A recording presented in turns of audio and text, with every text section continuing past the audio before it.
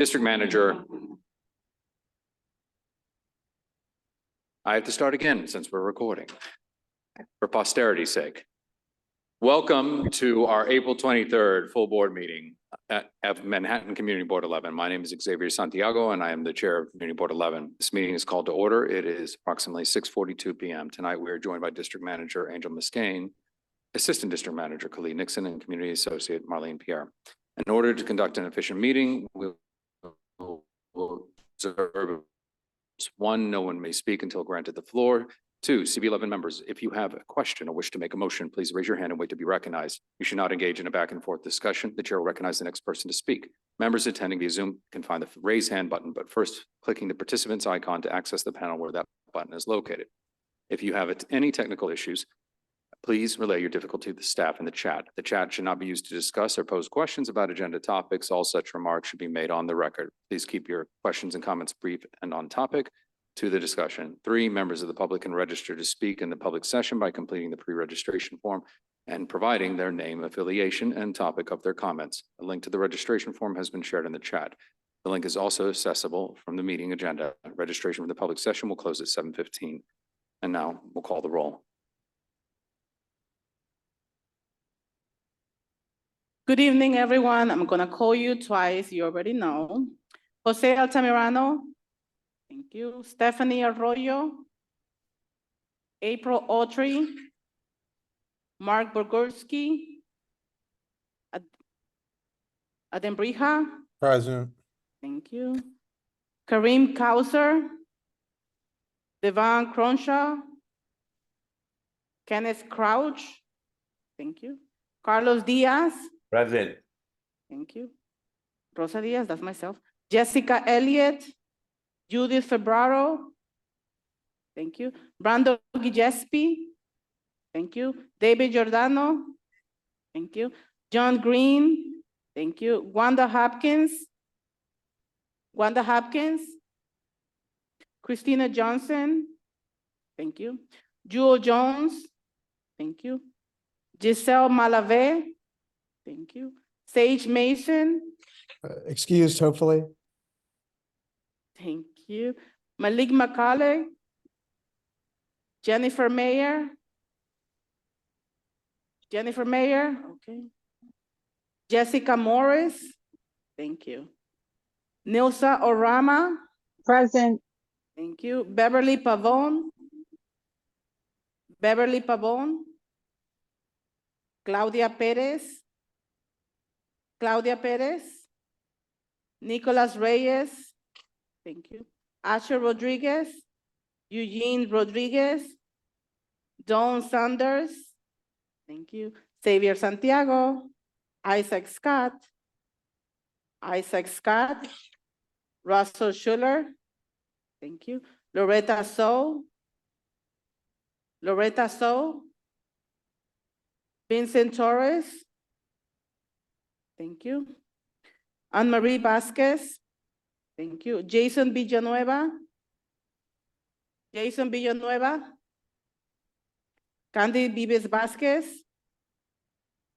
Candy Vives Vasquez. Michelle Wilshire Clement. Jason Wu. Jason Wu, okay. Thank you very much, everyone. We have quorum. Okay, the agenda for tonight's meeting was distributed ahead of time by the board office and was posted on our website's meetings calendar. If there will be one change to the agenda, the one new business item has been moved and will be placed onto our license and permits meeting in May. If there are no objections to that change, we will adopt the agenda as stated with that one amendment. Board members, if you object to adopting the agenda, you may raise your hand and wait to be recognized. Seeing no objections, the agenda for tonight's meeting is adopted. We now have our pre-registered speakers. A few ground rules for those wishing to speak. You, 1, must sign up to give testimony, providing your name and affiliation. 2, you will be allowed 3 minutes to speak. Our recommendation is to speak for 2 minutes and allow 1 minute for questions. 3, you should address your testimony to the board and not the public. 4, you should speak clearly and into the microphone. And 5, you should be prepared to respond to board member questions in order to clarify facts and opinions presented in your comments. Board members should only ask clarifying questions. Commentary will not be entertained. And as a reminder, you will have a timer that should be available to remind you of the time you have left. Right. Do we have any pre-registered public speakers, Angel? Ruth Carvalho?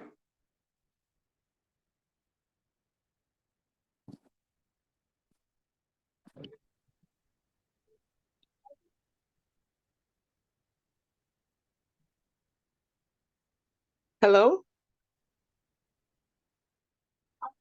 Hi, you have your 3 minutes.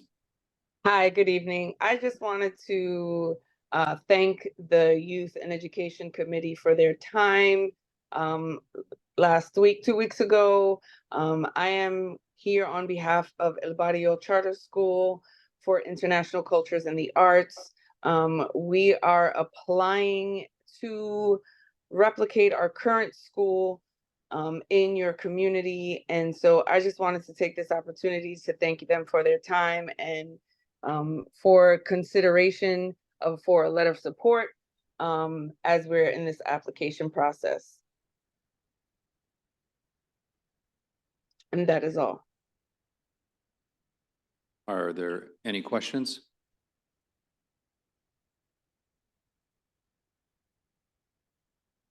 Okay, thank you for attending.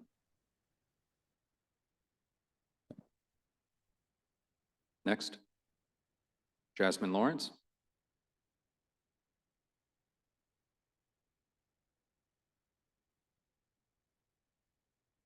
Jasmine Lawrence.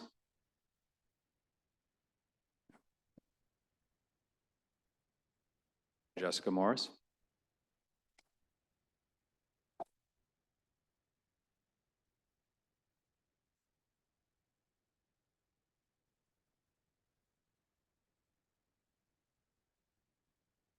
Okay, I'm just gonna go with it. You can hear me? Okay, the echo of God is with us all today. So I am addressing the board. I didn't have the opportunity or the wherewithal to bring this to the Economic Development and Culture Committee when we met a couple of weeks ago, but I was made aware of something called the Community Perspectives Survey, which is open for another week. It's a survey that asks questions about low and moderate income communities. It's coming from the Federal Reserve System, New York Federal Reserve, specifically in our case. So the benefits of participation include providing insights to policymakers. It's about the level of service provision and the barriers to economic advancement as small businesses and service providers in our community ascertain what those barriers or benefits are.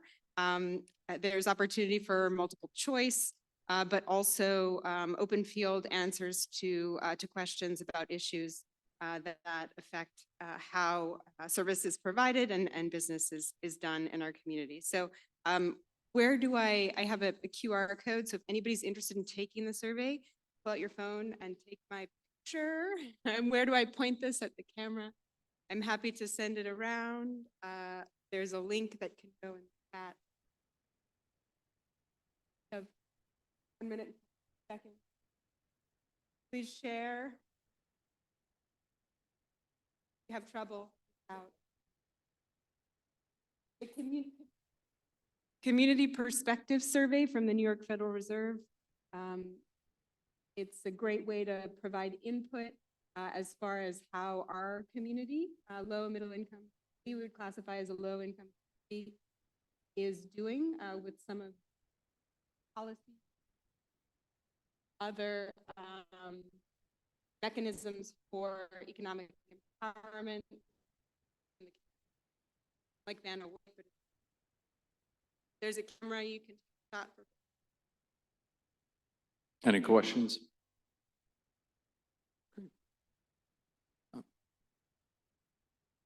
Thank you, Jessica. Any others, Angel?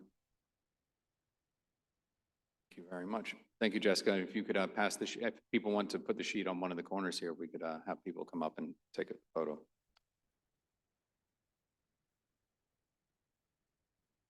Wonderful, thank you. We will now hear from our local elected officials. We ask that elected officials or their representatives complete the registration form if they wish to give a report. A link to the form has been shared in the chat. The link is also accessible from the meeting agenda. We ask that any event service literature be sent to our office so we can post and share it as is appropriate. Please keep your report to 3 minutes and be mindful not to repeat what others have already mentioned. Have any elected officials or their representatives signed up to speak?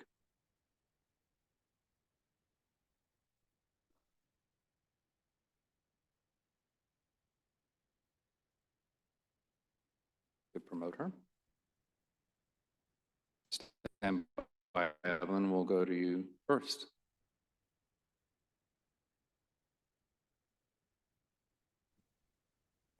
Evelyn? Good evening. Yes, You Can have you your hear me 3 well? minutes. Yeah, we can hear All you. right. You have your 3 minutes. Thank you. thank you. Good evening, and thank you for the opportunity to address the board this evening. Very quickly, I have some announcements. The first is an invitation to Community Board 11 to our Brown versus Board 70 years later panel is going to be at Brooklyn Borough Hall on Wednesday, May 22nd from 5 to 7 p.m. This panel will be convening and discussing the state of integration in New York City public schools. I also want to remind everyone that we issue a newsletter every month that we share with the community board, but if anyone wants a copy, I can send it to them. I will share my information on the chat so that you can, reach out to our offices. Another announcement is we just launched a new dashboard. This is the Charting Homelessness in New York City, which will be tracking the city's shelter population, broken down by family type, age, and race, factors leading to homelessness like eviction filings and shelter exits and housing vouchers. This dashboard will be automatically updated at regular intervals, and it will be added to our, climate dashboard and our Department of Correction dashboard on our website. And the last thing that I want to mention tonight is that last month we launched our housing campaign, Homes Now, Homes for Generations, and it was added to the New York City Council preliminary budget response. We will be conducting briefings the first week of May, and we would love for Community Board 11 to participate and give us feedback about our plans for this campaign. The dates are, bear with me. They're in May 6th, I believe, is the first date. I emailed the board earlier today with more details. I hope that you will register and that you will attend to one of the briefings, and so that we can continue this conversation around affordable housing in New York City. I will add to the chat the information to register for the Brown versus Board event. Thank you and have a good evening. Any questions? All right. Thank you very much for being with us, Evelyn. Sure. Next, we have Courtney Bennett from the District Attorney's Office in New York. Courtney, you got your 3. Good evening, Community Board 11. Thank you for taking time. Pardon me, I'm actually on 2 Zoom calls. But thank you for taking some time with me this evening. I won't be long. Want to report a few things happening through the District Attorney's Office.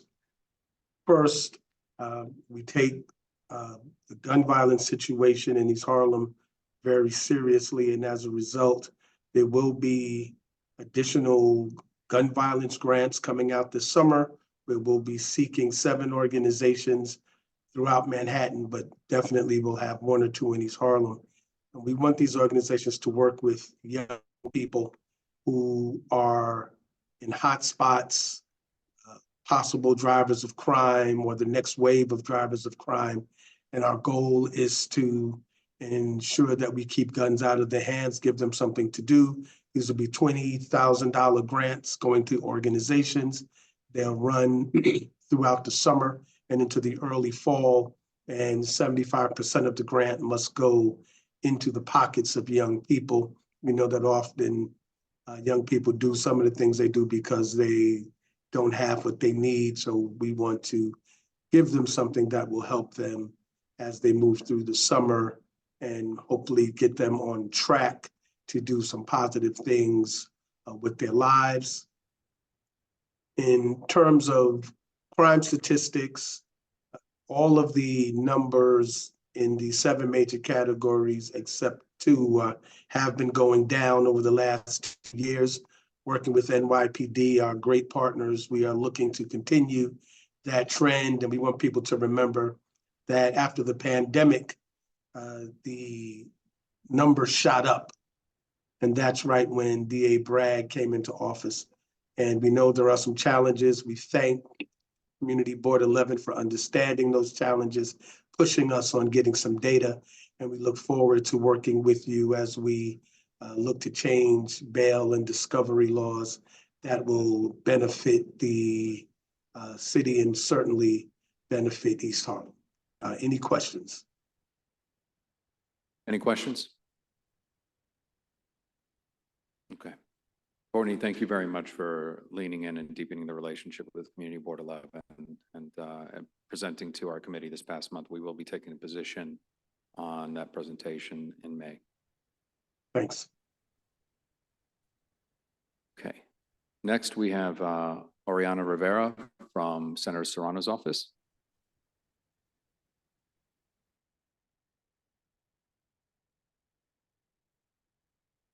Oriana?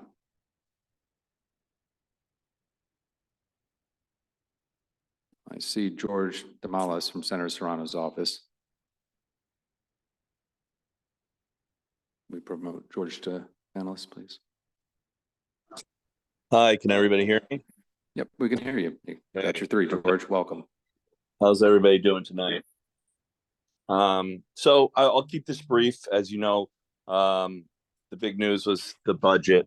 It finally passed, and we wanted to share some victories in the world of the arts. So the senator, was very active in advocating for increases in arts funding. I'm happy to say that we were able to not only restore the amount of funding for NISCA, but we were able to actually increase that number to 125 million, which will support capital improvements. I also wanted to mention, since I know the community board is interested in this legislation, Senator Serrano passed again 253A, which is the designated arts and culture district legislation. So that has passed the Senate. So now we just need our friends in the Assembly to do the same, and then hopefully we can get that signed by the governor. So that's about all I have. Thank you so much. Thank you for being here. Jessica, you had a question?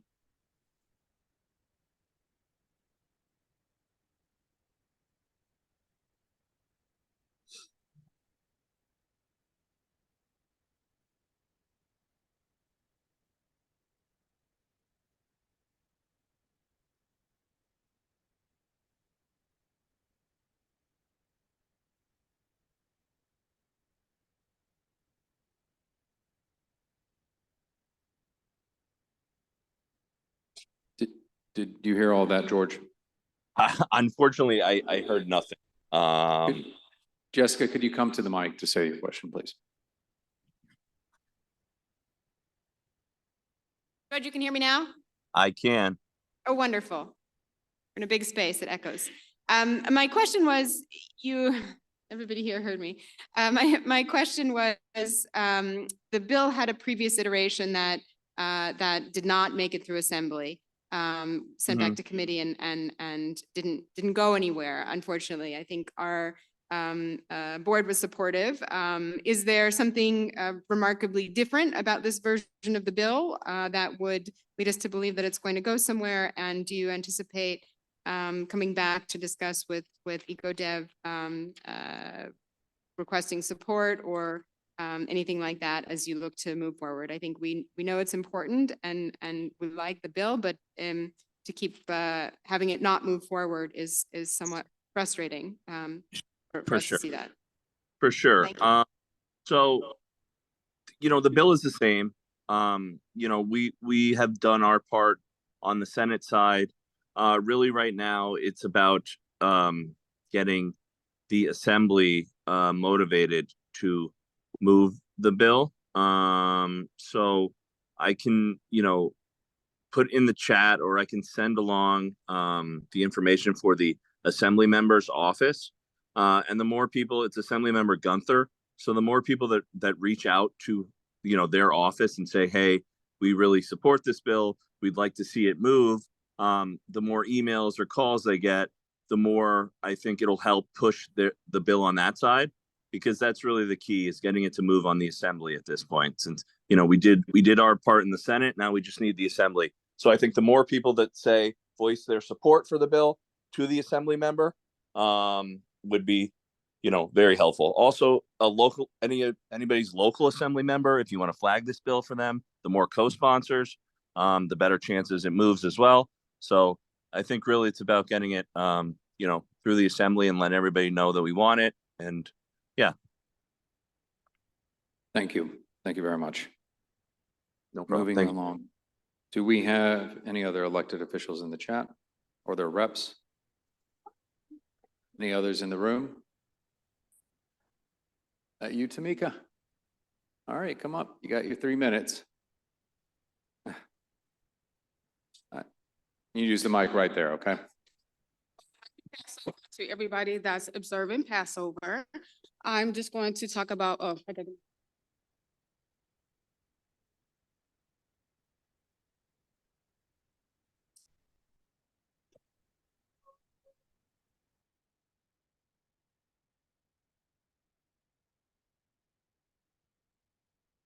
right. So like Senator Serrano says that, we have 3 pieces of legislation right now that our Assembly member is not even on. So if you follow my social media on Friends of Tamika, you should see the 3 bills that I am pushing. So the first one is A06910. That is spreading out our safe consumption sites. This is the second time it's been in Assembly. A.6969 is the lead poisoning prevention. And A04820 is banning chemicals in our hair and beauty products. So I've been busy for the budget. The budget is finally passed. Unfortunately, I'm a little bit disappointed because it didn't give me enough for my seniors, education and stuff. So the budget season is over. It doesn't mean that we stop fighting. So the more people we can sign on this petition to urge our elected officials to sign on to the legislation so we can get it passed. That way we can have a win and move on to the next big topic in our thing. So like always, you can find me on tamikamap.com, Friends of Tamika on all social media, TikTok, Snapchat, Facebook, Instagram, Pinterest, because I stay up late at night. And my phone number is 347-523-4410. Any other questions? Any questions? All right, perfect. Have a great day. All right, thank you for being with us. Hey, and that concludes our elected official report. We'll now move on to our Borough President's report, and we have representing the Borough President's office, Porfirio Figueroa. Thank you. My name is Porfirio Figueroa. I am the Community Coordinator for the Manhattan Borough President's Office. I also am the liaison for CB11 and 12. First of all, I want to thank CB11 for inviting us to the Earth Day event on Friday. It was really terrific, really terrific. Very exciting to see the youth and how involved they are and how important and passionate they are about that subject, which is wonderful. At last week's Borough Board meeting, Borough President Levine shared that he had been working with the legislature to extend the ability for community boards to hold hybrid meetings and making amendments to the open meetings law that would better facilitate meetings that were held in a hybrid format. So I want to share the good news that an extension of the current law was included in the budget agreements reached last weekend, and hybrid options will be allowed until July 1st, 2026. We have also finally completed the community board interview sessions and reviewing all the applications and are very close to making the final Manhattan Borough President appointment decisions. So we hope to make those announcements by the end of April so that new members may begin their new terms in May. Small reminder that Tricia Shimamura is no longer with us. And Eric Coelho is now serving as our Acting Director for Community Affairs, and he can be reached for any community board needs at ecoelho@manhattanbp.nyc.gov. Our amazing volunteer corps will be back in action across the borough to support fellow Manhattanites.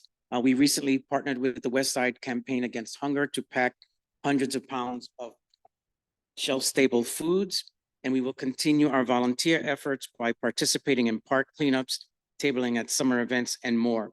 So if you wish to join us, please go to www.manhattanbp.nyc.gov and sign up for our volunteer corps. On housing, the Manhattan Borough President recently laid out a housing agenda, urging Albany to take up the issue related to the housing shortage and securing protections for existing residents. He believes that it's incredibly important for Albany to address this issue by lifting the outdated 12 FAR cap, which limits how much housing New York City can build. Bathroom maps. The Manhattan Borough President has been working hard to address the need for public bathrooms in our city. So he recently wrote a letter to the MTA asking for signage and illustrations to all the locations of all accessible restrooms in dozens of train stations. And we will share that progress as it comes along. I can be reached at p.figueroa@manhattanbp.nyc.gov. That concludes my report. Thank you. Yes, Christina. sure. It's I'll spell it by letters. ECUELLO@MANHATTANBP.NYC.gov. Sure. Thank you. Thank you. Okay, with that, all right, we will move right along. The minutes from the last, we're going to move into our business session. This is for board members only. The minutes from last full board meeting were distributed ahead of time by the board office. If there are no objections, we'll adopt the minutes from that meeting. Board members, if you wish to object to adopting the minutes, you may raise your hand and wait to be recognized. Yes. Both February and March. Thank you for that correction. All right, seeing no objections, the minutes from last full board meeting are adopted. They'll soon be available on our CB11 website. I will keep my chair report brief. As many of you know, I'm pinging around the neighborhood. I attended Borough Board recently, and the uptown boards are coalescing and continuing to deepen our relationships there. In fact, I was very proud to see our community board table at the Jackie Robinson Day event. I want to say thank you to all those members. I want to say thank you to those who participated in Earth Day at the Museum of the City of New York. It was fantastic to see everyone there. Appreciate the borough president coming by and the other electeds who did. And we had the legislative breakfast for that same day at Henry J. Carter. It was very well attended and honoring so many, I'd refer to them as legends, but a lot of things we need to keep in mind with this budget as we move forward that affects all of our hospitals is those funding line items and positions we took, including with reimbursement rates with Medicare and Medicaid. It's 70 cents on the dollar. So that's something to keep in mind that we need to keep pushing forward within our human services and in general. I'd ask most of you, if you could please be mindful during the summer. A couple of weeks ago, I'm sure you knew about the shooting at Wagner Houses. There was a young lady who shot, had a collapsed lung, was taken to the hospital, survived. There was a retaliation shooting over by Jefferson. And that same day, there was also a shooting at Johnson where the person succumbed to their injuries. There's a lot of concern. I appreciate the district attorney's office being here and the changes they're advocating for to bring a little bit more balance, but in going door to door and speaking with a lot of the tenant association leaders here, concerns about safety. That's just a lot of the elderly over in Franklin Plaza. They are afraid to open their doors. They've had complaints of people when they come in, they'll jiggle the doorknobs to see if they're unlatched. So that's been an issue. And so there's a lot of concern when addressing our seniors. I'd just ask for everyone to be vigilant, but also if you hear anything, please bring it back to us. We're at our fully populated, amount of a board, right? We're 50 people. So 50 people throughout the community getting information. So that's what I ask everyone to do. That's it for right now. I'll give a written report with all the other meetings that I've been attending. And oh, stay tuned. There's going to be a public meeting for the Second Avenue Subway Phase 2. So that'll be coming up in May. So thank you. Angel does not have a report. Jessica, the officer's report. Also a verbal report, but just to quickly echo, thank you to Rosa, Michelle, and Asher for the Jackie Robinson Day tabling. And thank you so much to everyone, the ongoing work for the Earth Day conference. It was a huge, huge lift. The team met every week for over a month, and there's a lot of, as you know, we're all volunteers in this organization. There's a huge lift. So just really quickly, there's a lot of people to thank here. Asher and the whole Youth and Education Committee for their partnership with the Open Space and Parks Committee for their partnership in this event every year. Debbie, Rosa, John, Malik, David, Russell, Michelle, and Cleet. If I missed anybody, please raise your hand. Thank you so much. Thank you, Jess. You have a secretary's report? Good evening, everyone. So every single month, I have been sending notification to each of you with regards to full board meetings. You have to come in person unless it's a disability. Committee meetings, again, you have to come in person unless a disability, an extraordinary emergency. Please reach out to your chair and Angel, Khalid, let them know if you have an emergency. Thank you for the ones that say thank you, but these, there shouldn't be any back and forth with regards to messaging. It's just a notification, a reminder, an extra layer of support for you to be reminded of your meeting. Just wanted to say that. Thank you.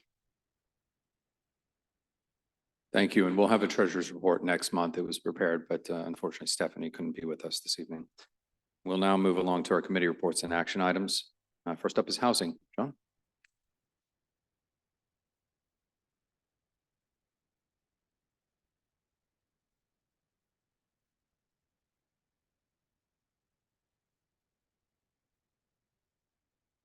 Good evening, everyone. John Green from the Housing Committee. I'm going to keep this brief. The minutes are on the website for your for information purposes only. We basically spoke about a couple of things. We committee member Wilfredo Lopez gave us a report on the housing and vacancy survey for 2023. Thank you, Will. We also discussed the a replacement measure for 421A in the state, and we also talked about the budget. I'd have to thank fellow youth and education member Russell Schuler for coming up with that suggestion during the meeting. So because that's going to be part of our committee discussion every month from now on. And that's it for this month. Thank you. Any questions? Any questions? Thank you. Thank you very much, John. Thank you. Okay, next is Environment, Open Space and Parks. Hi, everyone. I'm Jessica Elliott from Environment, Open Space and Parks. We already made the announcements about the 2 events, so thank you so much for that. Just a quick note from the Parks Department that with daylight savings time, Parks hours have changed to be open until 7 p.m. That is pending staffing, so if you do see the gates closed before that, that would be why. But if you have any questions, reach out to the Parks Department and we would be happy to help. A couple other updates from our Parks advocacy groups, Randall's Island Park Alliance. We also celebrated the 100 years of the discus thrower statue at Icon Stadium. There was a ribbon cutting this past week that I attended. It was wonderful to see the Randall's Island team and to see the unveiling. We also had a presentation at our parks meeting from Randall's Island Parks about the various things that they offer for the community. So It's the minutes, will give you more information, but they have over 250 free community events, summer camps for CBOs, weekly volunteer opportunities, and a number of big festivals that they do. They would like to also connect with local artists for their live and local art pop-up coming up on September 7th. So please reach out if you are a local artist to Randall's Island Park Alliance. They also have a number of openings for paid work through apprenticeships specific to East Harlem. So if you work with students through the SYEP, Ladders to Leaders program, they have a lot of paid opportunities for our community. Their website has been updated and there's more information there across all of these items. They also attend our Parks Committee meetings every month judiciously if you would like to attend. We have another event coming up, the crochet mural from the East River Esplanade, Friends of the East River Esplanade group around 100th Street is having an event on May 4th, which will have, it'll be at 12 p.m. and we'll have live music programming with free ice cream, arts and crafts and all sorts of activities. So Carmen, our local artist in the community, has done this crochet across, a number of locations in our community, and we're looking forward to this one here at the Esplanade. We did have two presentations for the committee. We had a big presentation on the Pier 107th and Bobby Wagner Walk updates from the Department of Parks and Recreation and EDC. We've heard a lot about these projects over the years. This was sort of an update with the design process. They're hoping to finish the construction documents in early 2025 with procurement, and then in late 2025 or early 2026 to start construction. If you missed the meeting, the update they gave was fantastic. A lot to see and a lot to be excited about. So there will also be a groundbreaking event for the Harlem Greenway Link project, which is our future Richard Toussaint Park.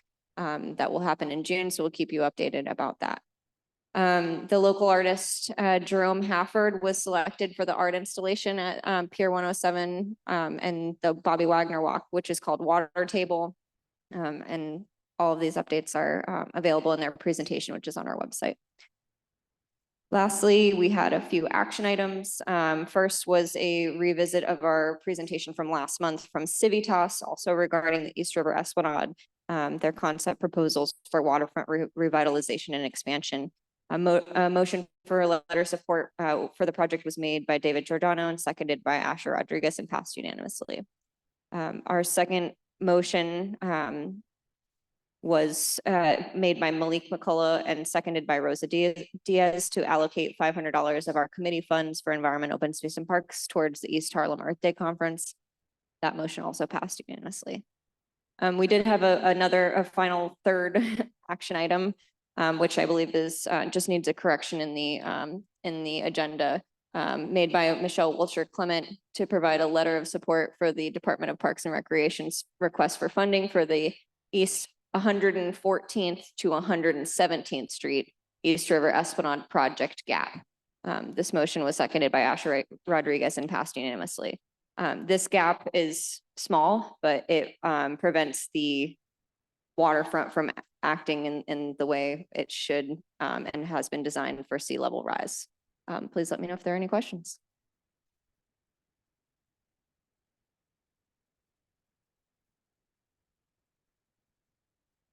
Any questions? Yes.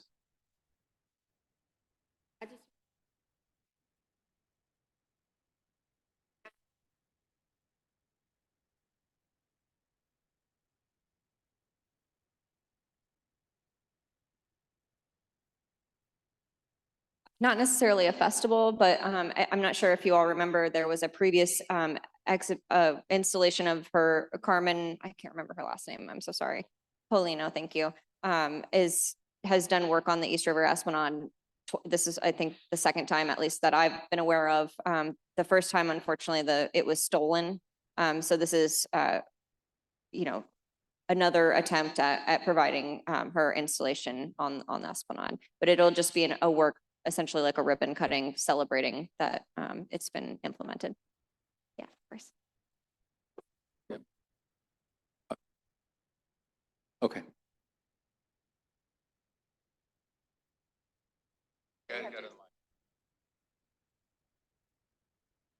My name is Deborah Robles. I'm a county committee member in East Harlem. I saw on the news today that the pier on 111th Street, they're constructing all of that. Has that already started or it's on finishing stages? Because I've never seen, or I didn't know the community, if they knew, I never knew, and I live like a few blocks away.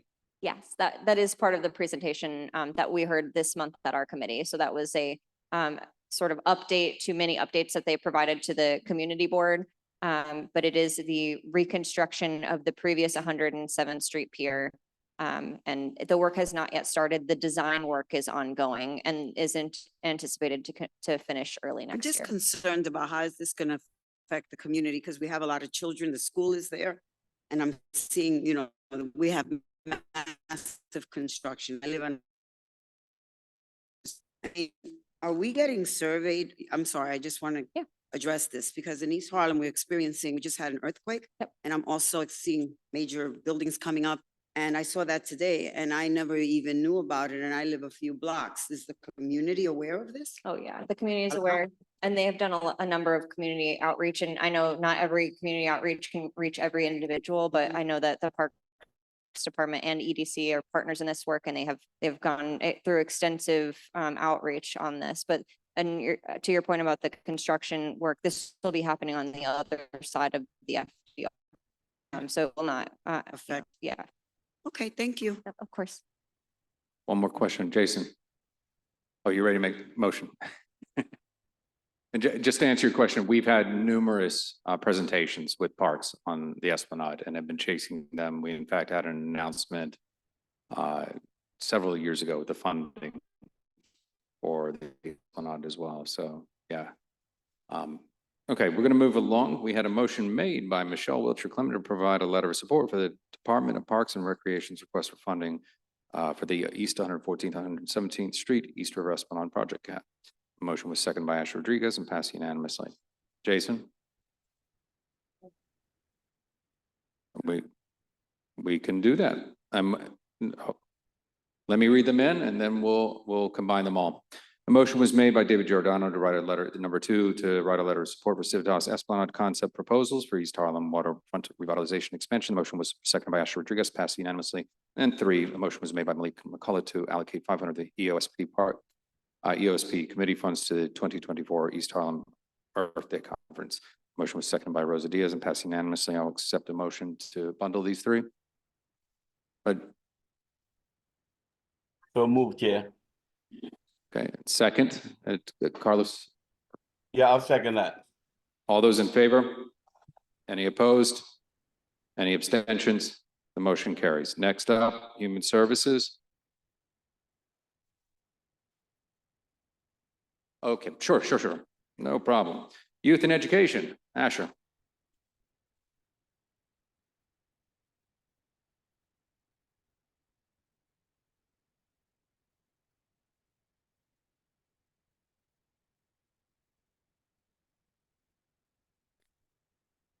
All right, good evening, everyone. As it has been mentioned numerous times, we participated in the Earth Day conference. So that was a successful event. We had about, was it 10 schools? 10 schools, something. I lost count. So we had a lot of schools and they all did projects.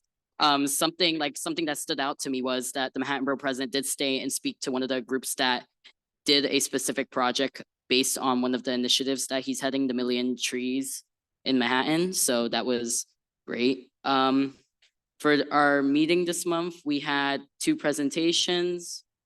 The first one was from El Barrio Charter School for International Culture and the Arts from Rufti. Oh, I'm gonna mess up that last name. Garbayo. Sorry.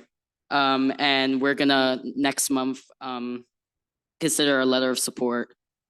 And then the last discussion we had was on the 3K seat surplus in East Harlem zip codes. So for people who don't know, there was an article released speaking about within like all of the city, the amount of 3K spots that are open, and East Harlem had a ton open.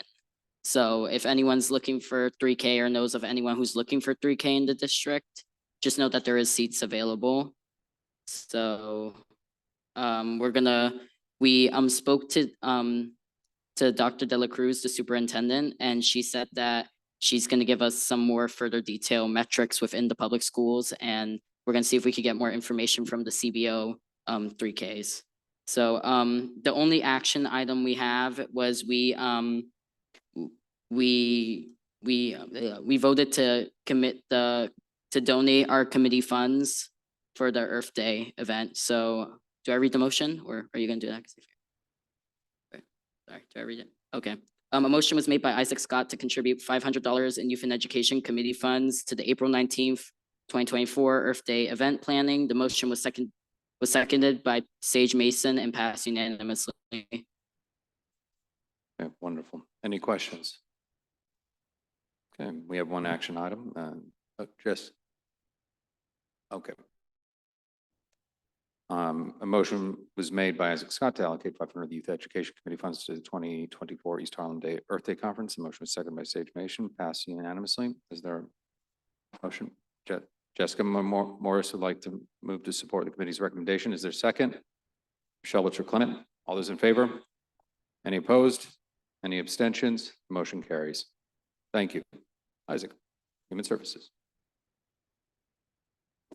Good evening. For Human Services meeting this month, we have a new addition to our regular updates. CCHP will be joining us regularly to provide updates on the program and the support that they're offering community members. We had two presentations. One was from Memorial Sloan Kettering Center.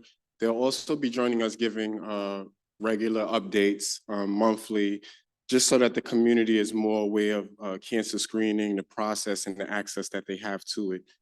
Lastly, we had a presentation from Housing Works. They came back a second time, but we passed, there was one action item. That action item is to write a motion, letter of support for their relocation of Bailey House main campus from 1751 Park Avenue to 145 East 125th Street.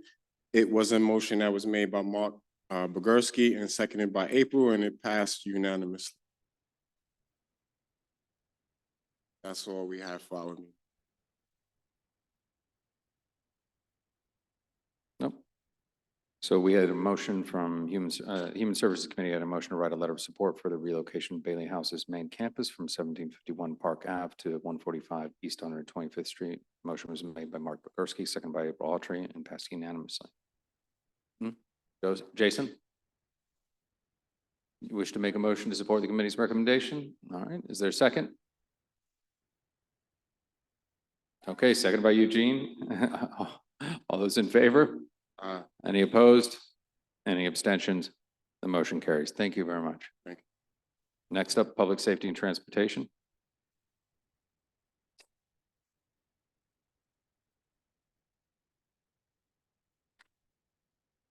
Good evening, everyone. We had a great presentation from proposed discovery reform charges from Jordan Stockdale from the District Attorney's Office. There's been significant changes in 2020 from discovery reform, and we would like some comments on changes. They were promising to give us the bill and the exact changes so that we can forward that to our electives. We also had a motion, but we'll deal with that later. We have two pending issues with DOT. They finally installed the barrier to separate the pedestrians from the vehicles on 117th Street between Pleasant and East River Plaza. Unfortunately, they're very small, and we already have numerous pictures of vehicles just driving right over them. And we actually, unfortunately, had to present that. As he was giving us the good news, we were giving him bad news in return.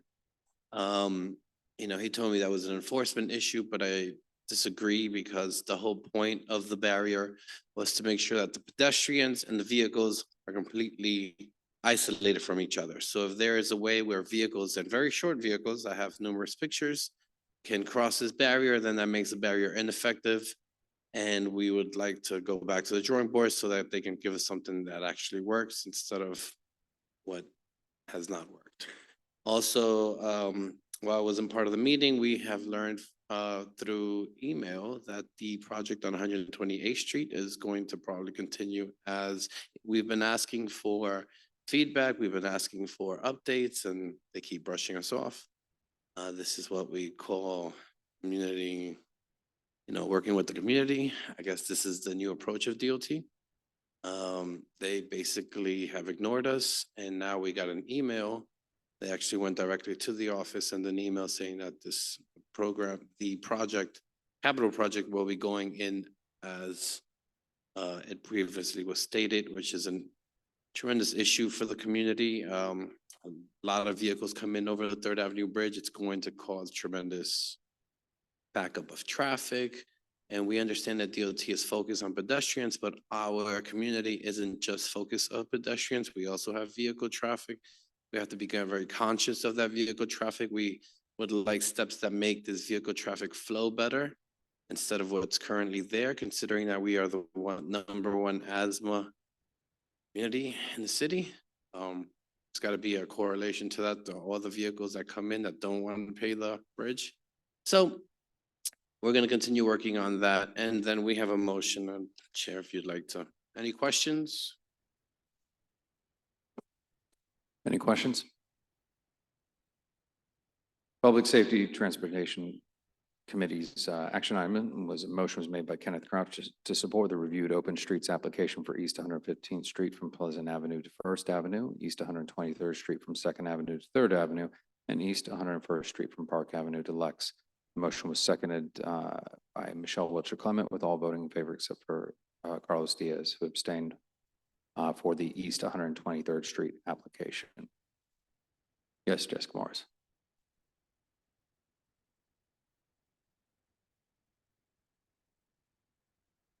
Correct. It's a DOT. Yeah. Okay. Is there a motion to adopt the committee's recommendation? Jessica Morris, you recognized? Motion to. A second. I'll give it to Isaac Scott on this one. All those in favor? All those opposed? Abstentions? The motion carries. Thank you very much. Next up is licenses and permits. Adem. Would you like me to, Adem, I think is ill. Yeah, I'd like a piece of. Okay. I'm going to help Adem out, read these in for him. He's unfortunately ill. Number 7 is El Nuevo Sandy Restaurant, Inc. It's a corporate change application for a full liquor license, number 129-440. Restaurant located at 2261 Second Ave at the corner of 116th Street. The committee recommends this application be denied. 8, Daily Provisions Operations LLC, doing business as Daily Provisions, is a new application for wine, beer, and cider license for a restaurant located at 1381 Madison Avenue, 49 East 96th Street, and that's corner 96. The committee recommends that this application be approved. 9, Tarenga TAC LLC, doing business as Tarenga, renewal application for full liquor license number 1320412 for the restaurant located at 1280 Fifth Avenue, 109th Street. The committee recommends this application be approved.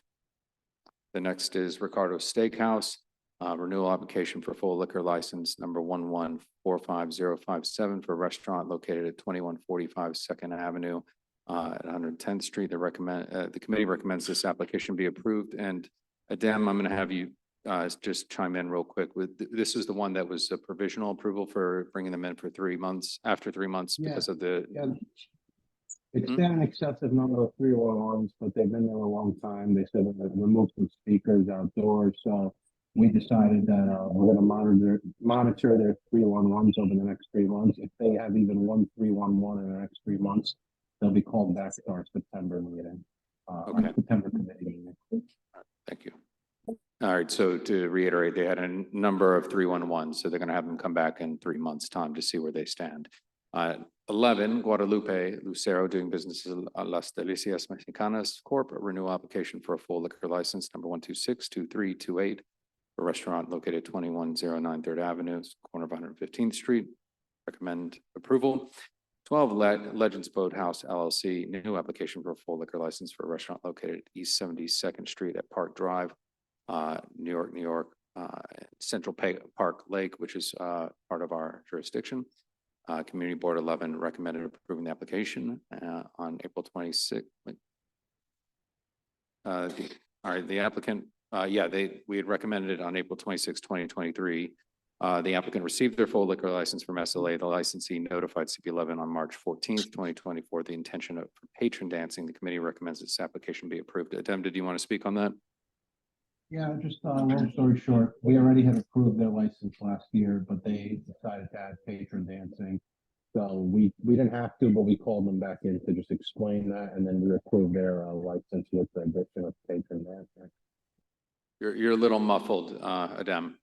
Yeah, so we approved the license last year, just as a regular license. We got notified that they were looking to add patron dancing to their license. It wasn't required to bring them back, but I thought it would be useful to have the committee hear what they were planning to do, and it was pretty straightforward with patron dancing. So the committee recommended that we approve it with patron dancing. Okay, thank you. Next slide, please.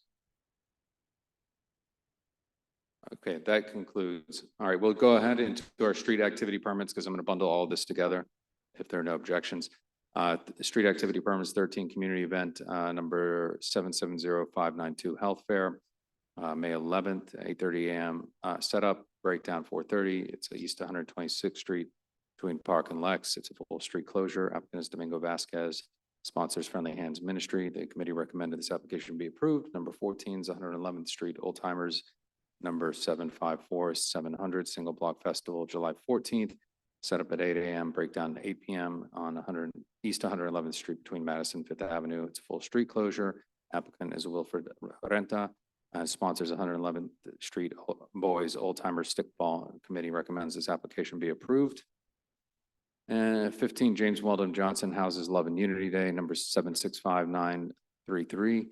It's a block party, July 27th, set up at 9 a.m., breakdown at 6 p.m., Lexington Avenue between East 112th Street and East 115th Street, full street closure. Applicant Kenneth Cox. Sponsor James Weldon Johnson Houses Tenant Association. The committee recommends this application be approved.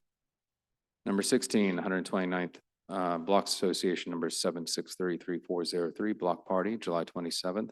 Set up 11 a.m., breakdown at 7 p.m., East 129th Street between Madison Avenue and Park Avenue. It's a full street closure. Applicant is Antoinette Rapace, and sponsor is LL Harlem Limos. Committee recommends this be approved. 17 is Afro Bombay, number 762589, Single Block Festival, August 10th. Set up 8 a.m., breakdown 8 p.m. That's East 120th Street between Lex Avenue and 3rd Avenue, full street closure. Applicant is Deborah Quinones and sponsors Young Buck Sports. Committee recommends that this application be approved. 18 Dia del Nino, number 765677 street event, April 28th. Setup is 9 a.m., breakdown is 6 p.m. Location is East 116th Street between 1st and 2nd Avenue. It's a full street closure. Applicant is Diana Larazabal and sponsors La Via Merchants Association. The committee recommends this application be approved. Okay, and that concludes it. I will entertain, I'm going to bundle all these together.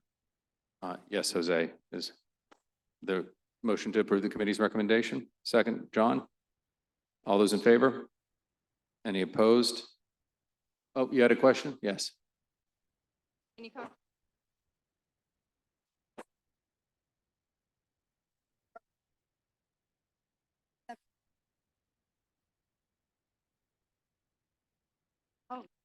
For number 7, why was it denied? The reason why they denied.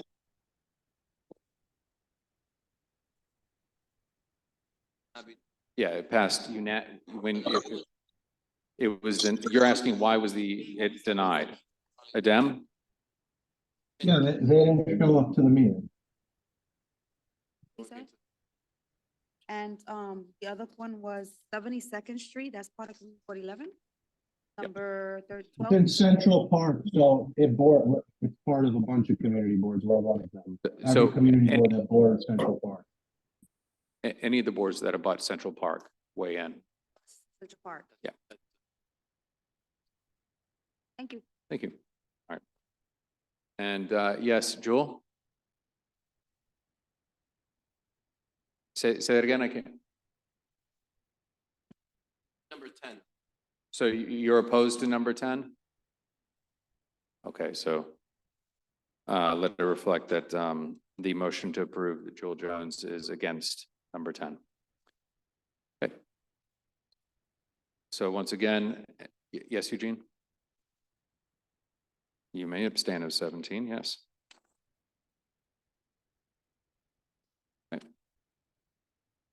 Okay. Just to clear. All right, very good. So I'll call again now that we've had everyone register their no's and abstentions. All those in favor? Any opposed? Those noted in the record who are opposed and abstained. The motion carries. Thank you. Next up, we have Echo Dev, Giselle.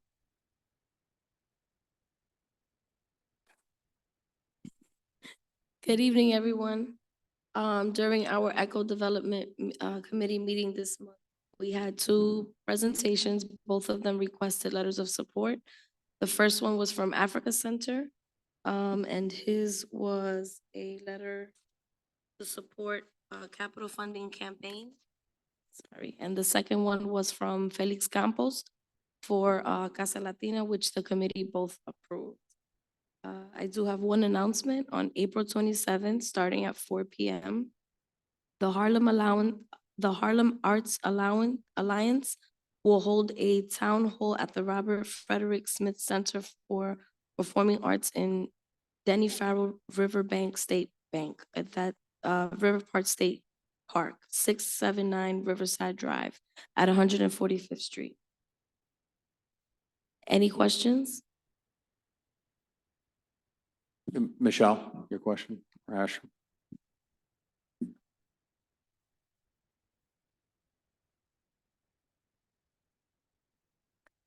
The other one is, I believe, in executive because it was voted on at executive.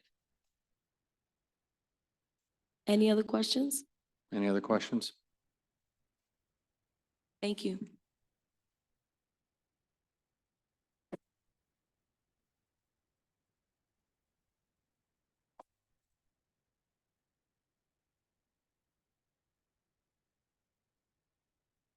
All right, so Jessica Morris made a motion to provide a letter of support for the Africa Center Capital Funding Campaign. The motion was seconded by Christina Johnson, passing unanimously. Is there a motion to adopt the committee's recommendation? No. Christina Johnson's made a motion. A second?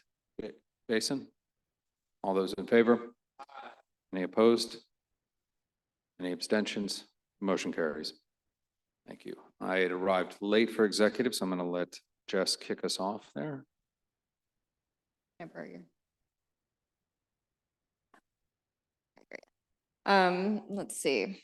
We had a robust executive. Sorry, Okay. you missed landmarks. Landmarks, come on down. Apologies.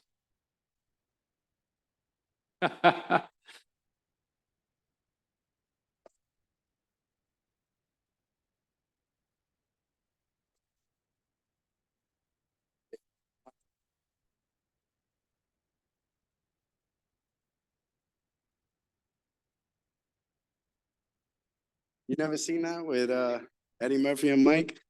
That's a funny movie. Good evening, family. Jason.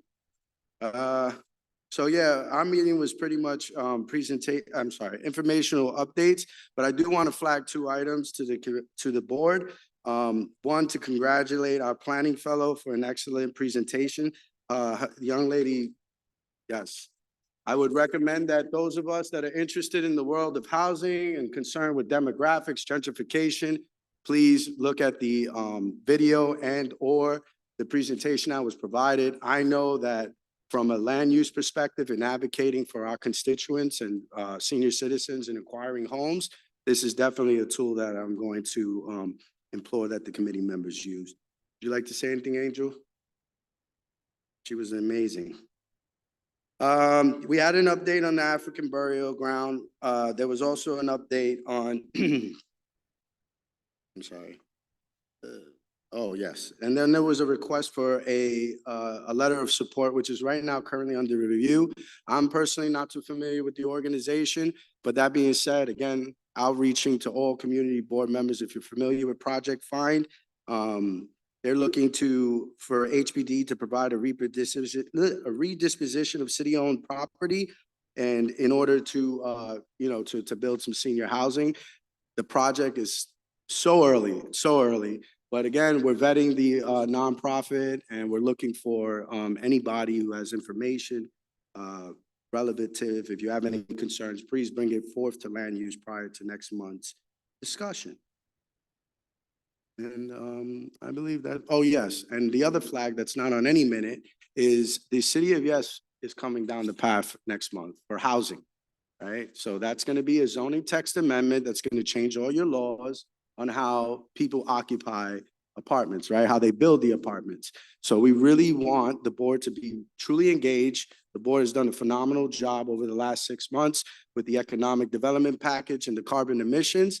I need not implore you when it comes to the statement of district needs and the concerns of this district with our constituents, housing is number one, right? So housing is number one. So I really will be reaching out to board members alike and seeing if you guys have any concern or input. Don't quote me. I know the ULIP's going in. I don't know if it's winning yet. Yesterday, the end of the month, it's going to go in. We'll get our 60 days. But I need not tell you, Angel made a great point. We do not want to go next month in front of the city agency and not have our questions proactively relative to our district, right? It's a citywide text amendment. It's well understood, but I'll bore you with another 10 minutes of outcrying to you that I would love your involvement and support. Thank you. Any questions for land use? All right, thank you so much, Jason. All right, moving on to executive. We have a number of action items here. Gonna do a couple groups. The first two were last minute requests for the congressional directed spending effort, which we are in progress of working with the congressmen to make sure that we have the time that we need to review these requests and follow our process. But a motion was made by Isaac Scott to provide a letter of support for La Fortaleza Community Development Corporation's application for fiscal year 2025 congressional grant funding. The motion was seconded by Giselle Malave and passed with one present not voting. I'm going to bundle this with the item 21, which was our second letter of support motion made by Rosa Diaz for support of the renovation of the Taino Towers Community Courtyard Plaza. Again, through the fiscal year 2025 community project funding requests in the amount of 20 million. The motion was seconded by Giselle Malave and passed with one opposed, Elliott, and two abstaining, Briha and Orama. Any questions on these two motions, which I will bundle and request a motion? Michelle? Michelle motions to support the committee's recommendation. Do I have a second? I'll second Jason? it, Carlos. Carlos, multiple seconds. All those in favor? Aye. Any opposed? Any abstentions? Motion carries. This is Nilsa. Yes, Nilsa. Number 20, if you just voted on that, I am present, not voting. As is Dem Briha, I'm sure. No, on 21, I'm abstaining. I'm fine on 20. All right, thank you both. And sorry, and then I'm abstaining on 21. Great. Thank you, Nilsa. Thank you. All right, moving along, I'm going to bundle the next two items, which were licenses and permits carryovers. The first is number 22, Casa Azul Group doing business as Bistro Casa Azul, renewal application for a full liquor license 1304236 for a restaurant located at 343 Pleasant Avenue. Motion to approve by Dem Briha and seconded by Jose Altamirano, passed unanimously. The second is the 420 Cannabis Resource Fair, a street event, which happened on April 20th at 115th Street between Park and Madison Avenue. Motion to deny was made by Rosa Diaz, seconded by Dem Briha, and passed unanimously. Any questions on these two items?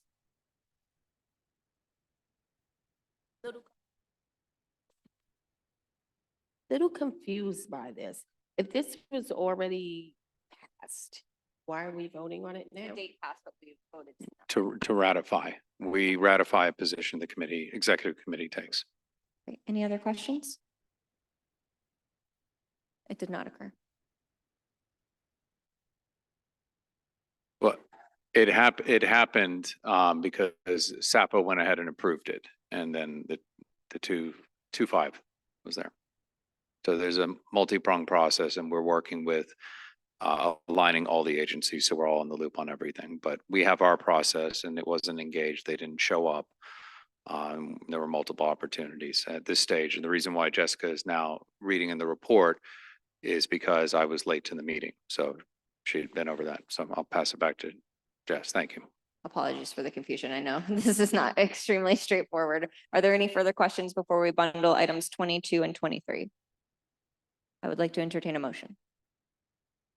Motion from Jason Villanueva, and to support the committee's recommendations, and second by Asher Rodriguez. All those in favor? Aye. Any opposed?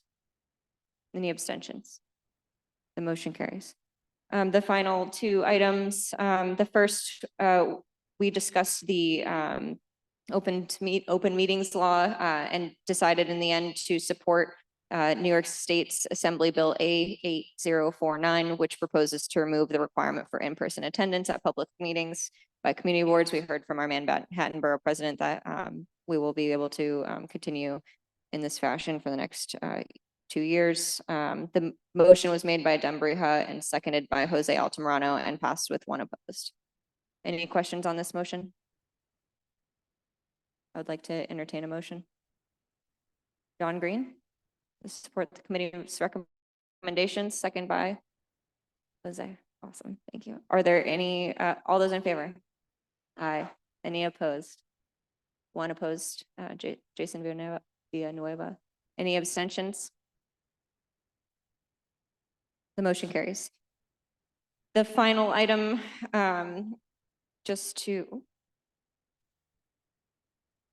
we had moved to executive session at our executive meeting to discuss board member attendance. We had 15 letters go out to our less than 50 member board member group. A lot of these were,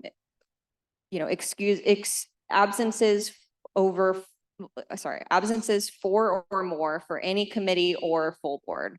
A lot of the letters that were sent out had a number of excused absences, as we have made everyone aware, and we will continue to do so. Excused absences do count as absences, as we are not able to obtain quorum when you are not in person here or using the disability form to attend virtually.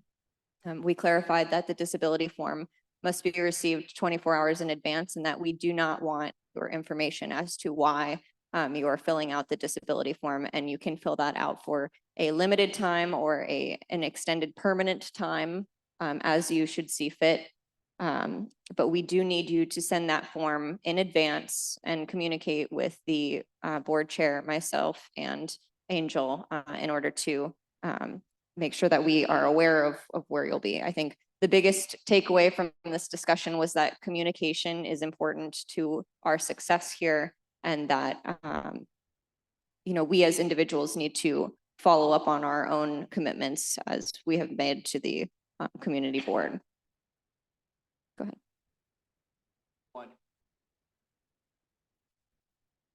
Just to clarify, as I spoke with one of our members, excused and absent, it still means you're not present at the meeting. No different than when we were all in school and you played hooky, you were absent and it still was a mark against you. Or if you were sick and your parents called in, you brought your doctor's note, you were excused, but it's still at the end of your report card said how many days of school were missed. So that's the difference. And for people, when they know they're excused, it just means, okay, we weigh that in when the committee deliberates on these issues, because we take attendance seriously. And I think I've had about every single chair here call me up either late at night in frustration or the next morning saying we didn't have quorum. And then their action items get put onto executive committee, or it gets pushed even onto full board. So it's important, again, that we all, in a very collegial fashion, work together in attending, and it makes the business possible. So I just wanted to preface that, because we know we're all busy. We're all going through crises and life events. And, anyone who knows me, I'm completely empathetic. We all are up here, which is why when we changed the bylaws years ago, when Joe Goblin was with us, we put an exception to the clause with excused for just phoning in, because sometimes you have emergency work, you have to travel. And if you're at least calling in, The reason that's weighted differently as an excused is because it means you're taking more of an effort than the person who didn't bother to call or explain anything, didn't show up. And so that was why it was weighted that way. So again, I appreciate everyone's patience, and I'll now pass the mic back to Jess.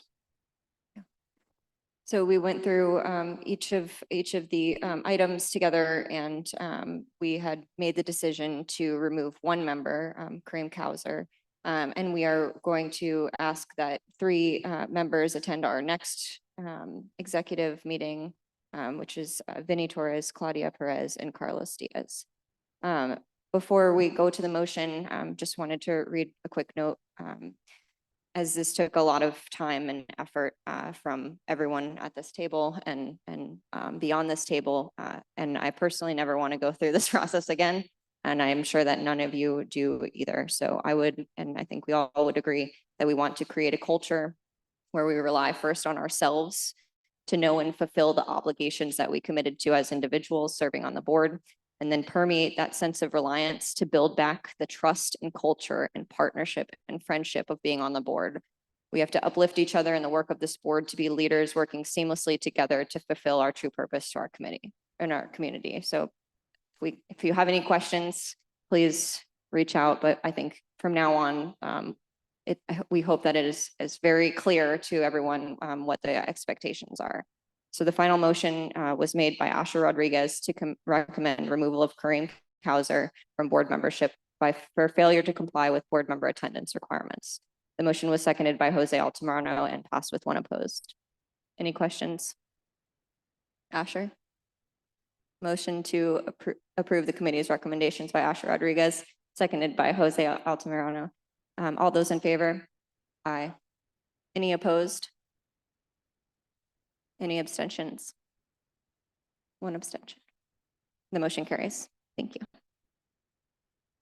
Thank you very much, Jess. One other item that was brought up during executive committee when I arrived is the status of the Randall's Island Park Alliance and the HERC that is there. We have sent the letter. It has been, I don't know, what about a little over a week, correct? From when we disseminated it to the mayor's office and CAU to get these stats and know how many people are in the HERC comparatively to the other community districts, so we can actually assess the situation and take a position. So that is the one update. So we are chasing that down, and I'm also aware of the event that happened at Thomas Jefferson Soccer Park, where the migrants who were playing would not leave when there was a permanent game. That was brought to my attention. Multiple community members texted that. So again, we're aware of everything, and we will be hopefully having something to report on that in executive committee next month. So with that, thank you. Yes, Eugene.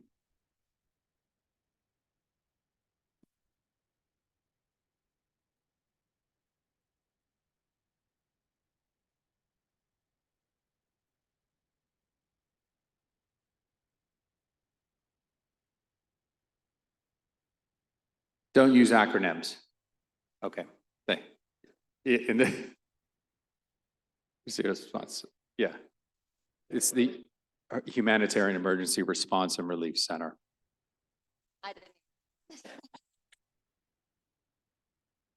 Acronyms be darned. Okay, with that, I'm going to move us along. That concludes executive committee, and the new business has been moved over to license and permits for May. Any old business? Any announcements?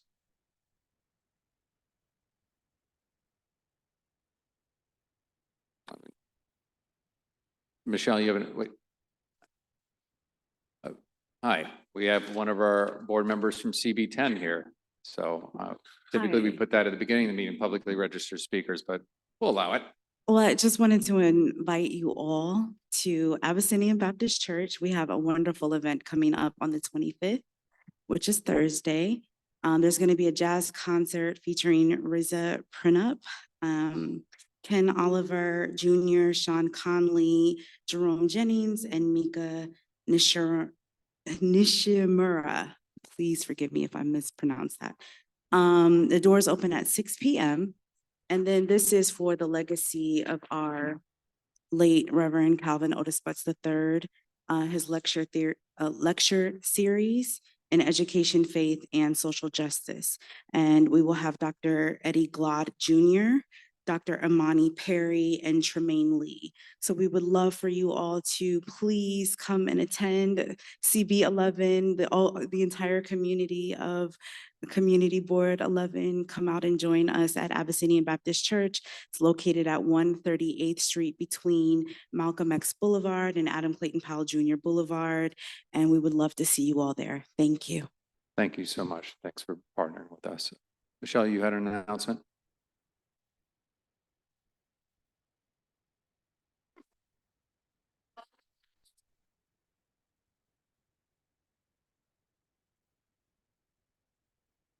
Hello there. I just wanted to say that there is another opportunity for our CB11 to table, and is at the Festival Multicultural of New York, and it's at Jackie Robinson Park once again.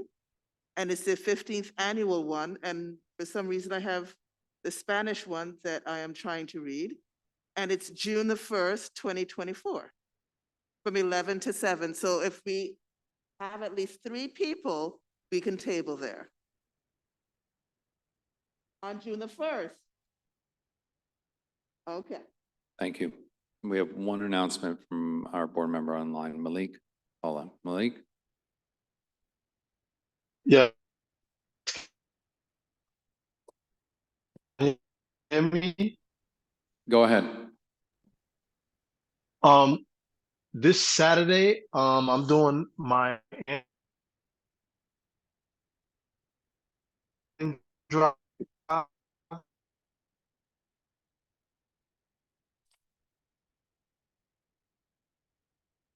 We can't hear you, Malik. It's about to turn into a Verizon commercial. Malik, we can't hear you, but I can just announce from our chat. Can you hear me? Yeah, we can hear you now. Can you try again? Maybe not. You can hear me now? Yes, we can hear you now. Oh, sorry about that. I was saying that I'm having my annual clothing drive this Saturday on 125th Street and Park Avenue, where we donate clothing, sneakers, shoes, etc. Anything to the needy. And we partnered with Uptown Grand Central, Carrie King. And I just wanted to invite any of our fellow board members or public to at least, if you have materials or anything that you want to give away, spring cleaning, etc., you can come, over there. I'll be there at 10 o'clock. I'll be there at 9:30 this Saturday. And then also we are starting our park tours. I mean our green to our community gardens. We're going on our tours starting June 1st. And we'll have a list out probably by the next meeting. Just so that we give you an advance notice and everyone an advance notice. We, meaning Community Board 11, Environmental Space Open Parks, will be touring our different community gardens throughout the summer. Yep. Thank you, Malik. All right, seeing no more announcements, and we'll now call the roll. Last roll call, yay. Jose Altamirano. Stephanie Arroyo. April Autry. Mark Burgorski. Adem Brija. Present. Kareem Kauser. Devon Cronshaw. Kenneth Crouch. Thank you. Carlos Diaz. Present. Rosa Diaz, myself. Jessica Elliott. Judith Ebrado. Brandon Gillespie. David Giordano. John Green. Wanda Hopkins. Christina Johnson. Listen. Yul Jones. Giselle Malave. Paige Mason, excuse. Malik They're all McCullough. here, but excuse. Malik McCullough is excused. Jennifer Mayer. I'm still here, Rosa. Yes, I know. Thank you. Jessica Morris. Jessica Morris. Neil Saurama. Present. Thank you. Beverly Pavon.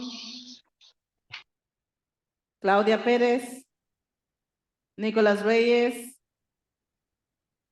Nicolas Reyes. Okay. Asher Rodriguez. Eugene Rodriguez. Don Sanders. Xavier Santiago. Isaac Scott. Russell Schuller. Loretta So. Vincent Torres. Anne-Marie Vasquez. Jason Villanueva. Candy Vives Vasquez. Oh. Michelle Wilcher Clement. Jason Wu. Yay, good night. I just wanted to say one thing. I wanted to thank Judith for making the sacrifice to make this meeting, came all the way across the street. I'm so proud of her.